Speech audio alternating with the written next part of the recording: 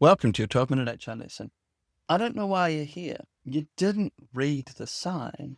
This is listening to me talk about my PhD. What were you thinking? Run now. You're still here? Okay. It's your funeral. Let's talk about nudge theory. Let's go.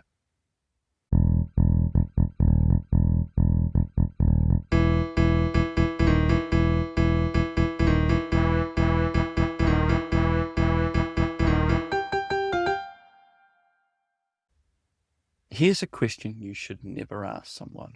And if you do ask it, you're probably going to regret it pretty quickly because there is no more loaded a question than this one. Oh, what's your PhD on? You're either going to get one or two answers, and you're going to regret it either way. Either someone is in the middle of it and they are grappling with the question. They are getting their head around it. They have 1,000 things running through their head simultaneously. Or alternatively, they have thought it through and they are absolutely sick of the processing of the 1,000 questions that they've just gone through, and they do not want to talk about it.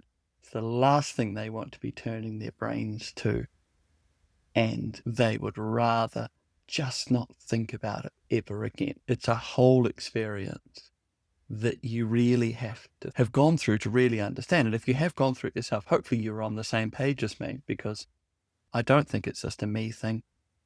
I can see it in the eyes of other people who have walked down this path, whether they are stoical about it or whether or not they are traumatized about it. The PhD path is such an intense experience. There is no other equivalent. Anyway, I'm reliving the experience. This is not a promoted episode.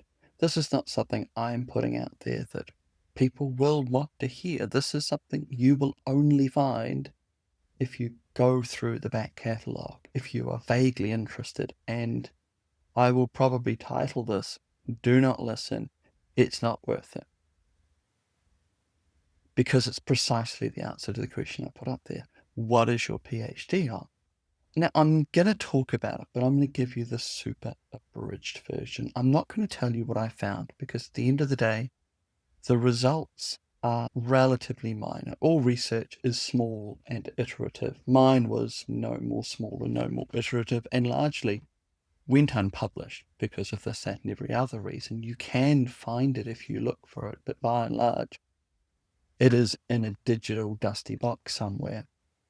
What was interesting about the research, and this is, I'm not going to tell you what the research found. What the research found was sort of neither here nor there. I want to talk to you about the theoretical framework that I was living in for a long period of time. And I'll give you the super abridged version. Basically goes like this. When I went to university in the 90s and 2000s, I did a compulsory economic paper. And in there, they said, we assume that people are rational people making rational decisions. This is microeconomics 101. Let's assume that people are perfectly rational and make rational decisions for their own personal benefit, for their own utility. And someone put up their hand and said, yeah, but people aren't. And the economists went, yeah, we know that, but it's the best assumption that we've got. We don't have a substitute in for the not perfect rationality of the human experience. Fast forward 10, 15 years, you start to see this crossover between cognitive psychology and economics, and that is what's called behavioral economics. And basically it goes like this. Essentially, economics was able to pick up a very interesting theory. It's a little bit more complex than this, but essentially dual process theory is a model about how we make decisions. I mentioned this in some of the other podcasts, thinking fast, thinking slow. A lot of the decisions we make fast, quickly, intuitively, real brainstem sort of stuff. What do I want? What do I need to do? Quick, short, sharp decisions. Very effective. Really, really good at processing data quickly and getting to good outcomes. Alternatively, there is our rational brain, our type 2 thinking. We stop and we think. and we ponder and we weigh up the pros and cons, thinking fast or thinking slow. We have two systems. We're really, really good at switching in between. One, some people will kick in a bit quicker, some people will kick in a bit later as to when you go from thinking fast, intuitively in type 1, system 1 thinking, over to system 2, rational thinking. What's really interesting in the behavioral economic space is recognition that a lot of the economic decisions we are making with type 1 thinking, quick decisions, sharp decisions, snappy decisions, but those decisions have limitations to them. You might have heard of the term cognitive biases before, and there's lots of different, I think there's hundreds of them that now can clearly document. You just have to look at gambling behavior to recognize people making intuitive decisions that aren't great ways of making decisions. They make a series of mistakes. We have biases about how we make these decisions. So now we have this really, really interesting blending of how people make decisions. They don't stop and think and act rationally, as the economists had to assume all the way up until the 90s. Now you've got this, okay, well, people will make boundedly rational decisions that are reasonably rational, but are prone to errors. And we can now start to map the way in which people make bad decisions. All of this then led into public policy. Okay, if we know that people are making bad decisions, how do we get them to make good decisions? And this is where my theory, or the theory that I've used, came in, and it's called nudge theory. And it basically goes, hey, we know that people have a tendency to make less than optimum decisions, somewhat irrational decisions. We can prompt them, we can nudge them, we can steer them in the right directions of making good decisions. But so long as they have the freedom to make different decisions, if they really, really are certain, then that's fine. But what we can do is we can steer people in the right place. If they're really certain that's not the right decision for them, so long as they are free to go against the prompt, against the nudge, then we are fine. We have no problem. That's a reasonable thing to do. That's what nudge theory puts out there. Okay, we know that people don't make great decisions. We know that they have a default bias. We know that they have a tendency to put these things off till later and then never get round to them, and that ends up being a bad decision that they regret. Hey, if we nudge them to make the right decision, and so long as they can go, no, it's really not right for me, I'm quite certain, okay, that's cool. So long as we're prompting people, but we're not forcing them to, then that's a reasonable model, isn't it? That saves everybody a lot of trouble. The classic example in this space is superannuation.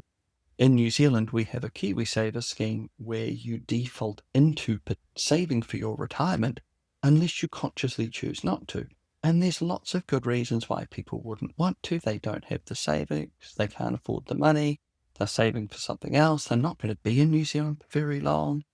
There's lots of good reasons why people don't want to save, but what was happening before is no one was saving because they were just putting that off to another date. That was something they had to organise, and the default is not to save for your retirement. So anyway, this is all very well and interesting, but I want you to learn something from this. You'll find a lot of my talks, a lot of my podcasts, I keep coming back to my assumption that people have a capacity to make bad decisions as judged by themselves. People can make poor decisions in the heat of the moment that they can regret later. We can't tell people what to do, but we can set up the circumstances to allow them to make good decisions or better decisions. Now, that goes both ways. We can also accidentally trap people into situations where they make bad decisions. When I talk about escalation, that is a good example of how we can lead people by the scenario that we're placing them in to make a bad call. We're putting them in a fight or flight scenario. That's an accidentally complex and dangerous decision architecture that we have placed them in.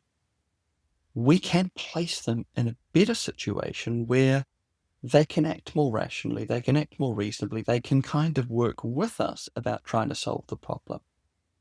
If there's a takeaway out of this, is that we have a lot of power, we have a lot of influence about people's behavior in the workplace. We can't tell people what to do, but we can control the environment in which they make good or bad decisions. We can accidentally create an environment in which they make accidentally bad decisions, not according to us, according to them in a month's time, and with the beauty of hindsight. If we are going to try and find win-win situations or avoid lose-lose situations, think about the scenarios that we place them in, because people are not perfectly rational, nor are they perfectly irrational. They are boundedly rational people. That means that they can make irrational decisions in bad circumstances.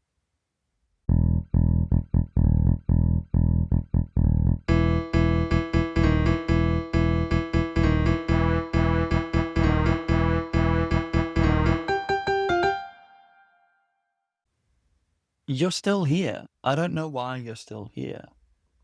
I warned you plenty. I tried to make it as boring as interesting.